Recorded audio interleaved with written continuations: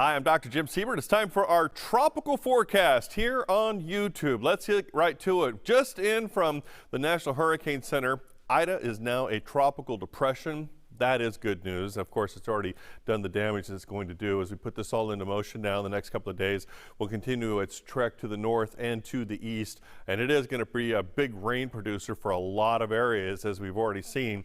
But right now, the winds from 4 o'clock today, winds down to 35 miles per hour, moving the north-northeast at 9, and that pressure just continues to rise. As the pressure rises, those winds continue to drop in intensity. Now, speaking of dropping, it just dumped a whole bunch of rain in parts of Louisiana, Mississippi, and Alabama. At least 14 inches of rain in these areas here. It's really more like 14 to 16, somewhere in there in that range, as these are just estimates. So anywhere you see white at all, that's about 15 inches of rain. And then notice it's not just also that, but all the areas of blue, that's about 10 inches of rain. The red is about 8 inches. So this whole area, besides dealing with those strong winds, also had a whole bunch of rainfall coming down. So as we look at it currently, there it is, now from a storm to a depression. You can see that it's pulling in. It's still able to pull in the moisture from the Gulf of Mexico, which is why we're still seeing some of that heavy rainfall out ahead of it. And then notice up here to the north, they already have flood watches in effect. Basically, that whole trail of where the cone is going to have, they're going to continue to have those flood watches as it makes its way to the north and east. So Ida is going to have a huge impact on a lot of places. As we take another look here at the radar, and then the satellite imagery still, but this is more I wanted to show you what's happening with the radar. So we still have this low. It's still a closed low. It's definitely a depression.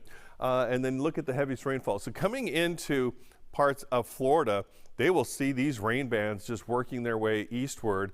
And all of this is going to be moving in towards Atlanta, Tennessee.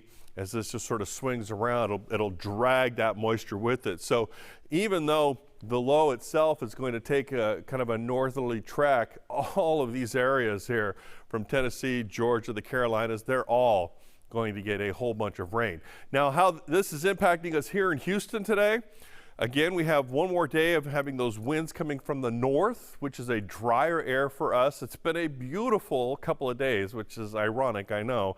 As this pulls away, the further away it goes, we'll get back to normal, which is hot, humid, and some scattered showers into the afternoon hours. So we'll get back to normal here locally. As we look at the bigger picture, we've got a number of things that are going on. So you see what's happening with this, but we've also got a couple other storm systems that have come in. So this is Kate, and Kate just formed today, winds at 40 miles per hour. The thing that's nice about Kate is that it looks like it's just going to be an ocean storm and not be any kind of a problem for us coming in our direction. Julian was up here to the north earlier. That just already fell apart, and so that's also some good news. So that's something that's changed.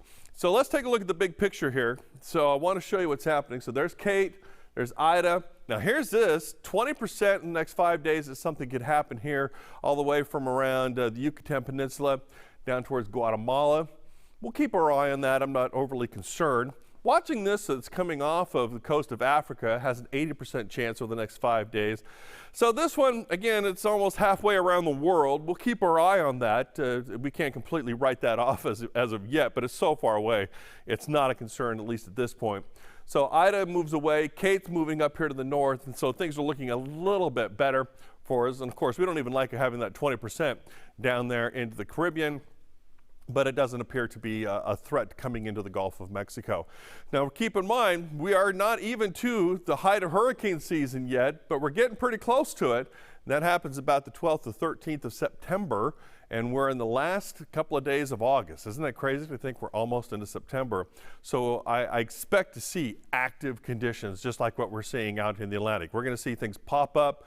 Some things aren't going to last very long, some things will. But for us, locally, here in southeast Texas, what we look for, once we get to the middle of September, which is right after the peak of hurricane season, somewhere around the 12th to the 16th of September, we typically in that week get a cold front. Now, it's not the kind of cold front that's going to really make things cold, but it's a big deal for us locally because as soon as we get a cold front that's strong enough to go out into the Gulf, that acts like a blocker. And it's a lot more difficult than those storms have to time them to go in between fronts. Because once we get the first front, it goes out a little ways. The next front behind it will go out further into the Gulf, and the one behind it goes out even further, because each front will get a little bit stronger as the temperatures start to cool down a little bit more up north in Canada, and then they start coming all the way down. Now, it's not a dramatic change in our weather, but it marks the beginning of the end of hurricane season for us. Now, we'll still have a ways to go. It's possible to have storms, but it's the little things like that that I look for.